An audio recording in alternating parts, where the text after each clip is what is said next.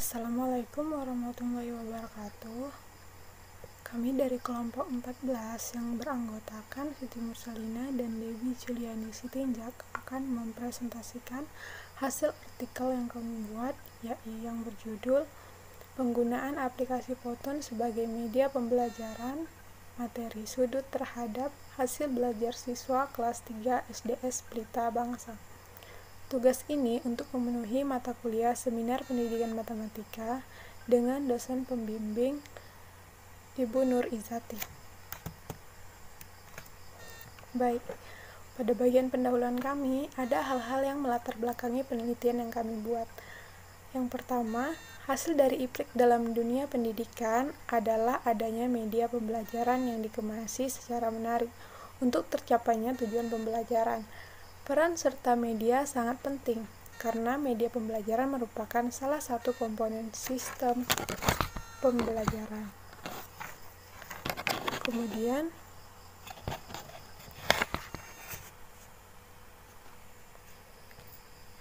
apa salah satu media pembelajarannya? Yaitu dengan menggunakan aplikasi Poton. Poton merupakan aplikasi berbasis web yang menyediakan fitur animasi dalam membuat paparan bahan ajar. Fitur animasi yang disediakan antara lain ada animasi tulisan tangan, ada animasi kartun, dan efek transisi yang lebih hidup, serta pengaturan timeline yang sangat mudah. Nur Astika, Erie Anggroh BS, dan Andriani S. pada tahun 2019. Kemudian, siswa dapat memahami materi dengan baik jika media pembelajarannya didesain secara menarik dan jelas, sehingga siswa tidak merasa jenuh atau bosan ketika mengikuti pembelajaran. Hal ini membuat guru dituntut lebih kreatif dan inovatif dalam memberikan dan membuat media pembelajaran dengan harapan dapat memudahkan siswa dalam proses pembelajaran sehingga dapat meningkatkan hasil belajar siswa. Dari latar belakang masalah yang tadi saya uraikan, rumusan masalah pada penelitian kami yaitu yang pertama, apakah penggunaan aplikasi Poton sebagai media pembelajaran berpengaruh terhadap hasil belajar siswa pada materi sudut kelas 3 di SDS Pelita Bangsa? Kemudian yang kedua, apakah ada perbedaan hasil belajar antara siswa pada materi sudut kelas 3 SD Pelita Bangsa antara penggunaan aplikasi Poton sebagai media dengan pembelajaran konvensional? Peneliti mengembangkan media pembelajaran berbasis Poton karena karakteristik belajar siswa tingkat kelas rendah atau sekolah dasar adalah meniru, mengamati, dan sangat tertarik pada animasi kartun. Kemudian, metode penelitian yang digunakan pada penelitian kami yaitu quasi-eksperimen dengan jenis desain non-equivalent pretest, post-test control, group design. Peneliti menggunakan dua kelas, yaitu kelas kontrol dan kelas eksperimen, di mana pada kelas eksperimen diberi pembelajaran atau treatment berbantukan aplikasi Poton yang berupa video. Sedangkan kelas kontrol atau kelas pengacunya dengan menggunakan pembelajaran konvensional atau pembelajaran yang biasa dilakukan. Dan jenis data yang digunakan adalah data kualitatif yang didapatkan dari hasil pretest dan post-test. Jadi sebelum melakukan pembelajaran, kami memberikan pretest terlebih dahulu, kemudian setelah mendapatkan pembelajaran atau treatment atau pertemuan, setelah melakukan pertemuan kami memberikan post-test kemampuan untuk meningkatkan pemahaman matematis siswa. Kemudian data tersebut diperoleh sebelum dan sudah diberi video pembelajaran, post-test dan pretest tadi. Penelitian ini kami laksanakan di SDS Pelita Bangsa di Batam, yaitu pada kelas 3 tahun ajaran 2020-2021. Di sini kelas eksperimennya adalah kelas 3A yang terdapat 21 siswa dan kelas kontrolnya yaitu kelas 3B yaitu terdapat 17 siswa, di mana kelas A diberikan pembelajaran dengan berbantukan aplikasi Powtoon, sedangkan kelas B belajar seperti biasanya. Itu saja, selanjutnya akan dijelaskan oleh Debbie. Oke, baiklah. Perkenalkan, saya Debbie Juliani. Saya akan memaparkan mengenai hasil dan pembahasan dari penelitian yang telah kami lakukan. Nah, di mana penelitian kami ini mengangkat judul penggunaan aplikasi Powtoon sebagai media pembelajaran materi sudut terhadap hasil belajar siswa kelas 3 SDS Pelita Bangsa. Oke, pada penelitian kami ini, data yang kami dapatkan, kami telah melakukan berbagai uji, di mana kami telah melakukan uji normalitas dan uji Mann-Whitney.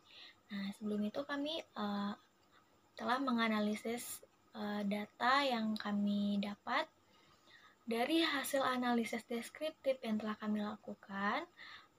Kami mengetahui bahwa nilai rata-rata pretest pada kelas eksperimen itu lebih tinggi daripada hasil pretest kelas kontrol, di mana hasil pretest eksperimen itu sebesar 43,81, sedangkan pada kelas kontrol itu sebesar 42,35. Nah, di mana pada kelas eksperimen ini kami menggunakan sampel sebanyak 21 orang, dan pada kelas kontrol kami menggunakan sampel sebanyak 17 orang. Nah, itu kan tadi hasil dari pretest. Nah, setelah itu kami telah melakukan post-test. Nah, sama halnya dengan hasil pretest, hasil post-test itu ternyata pada kelas eksperimen juga lebih tinggi daripada kelas kontrol. Nah, pada kelas eksperimen itu hasil rata-rata yang diperoleh yaitu 81,90, sedangkan pada kelas kontrol itu 64,47. Nah, perbandingannya cukup jauh. Nah, setelah kami menganalisis analisis deskriptif, selanjutnya kami melakukan uji normalitas. Nah, dari hasil output tes uji normalitas yang kami lakukan, diketahui bahwa signifikansi dari pretest eksperimen, pretest kontrol, dan post-test kontrol itu hasilnya lebih besar daripada 0,05. Sedangkan pada post-test eksperimen itu nilai signifikansinya itu lebih kecil daripada 0,05. Nah, maka dari itu disimpulkan bahwa data penelitian yang kami dapatkan ini tidak berdistribusi normal. Nah, karena data ini tidak berdistribusi normal, maka kami menggunakan statistik non-parametrik sebagai alternatif dari uji paired sample t-test dan uji independent sample t-test. Nah, setelah melakukan uji normalitas, selanjutnya kita akan melihat apakah hipotesis kita itu diterima. Nah, di mana peneliti memberikan hipotesisnya yaitu ada perbedaan hasil belajar siswa kelas 3 SD swasta Pelita Bangsa antara penggunaan aplikasi Powtoon sebagai media pembelajaran pada kelas eksperimen dan siswa kelas kontrol dengan pembelajaran konvensional. Nah, untuk melihat apakah hipotesis ini diterima atau ditolak, maka kami melakukan uji Mann-Whitney. Nah, uji Mann-Whitney ini merupakan statistik non-parametrik yang digunakan sebagai alternatif dari uji independent sample t-test. Nah, ini uji Mann-Whitney ini digunakan apabila data penelitiannya itu tidak berdistribusi normal. Nah, pada hasil uji Mann-Whitney yang telah kami lakukan, diketahui bahwa nilai asimpsiknya itu sebesar 0,000. Nah, dia itu nilai asimpsiknya lebih kecil daripada 0,05. Nah, diartikan bahwa ada perbedaan hasil belajar siswa antara kelas eksperimen dan kelas kontrol.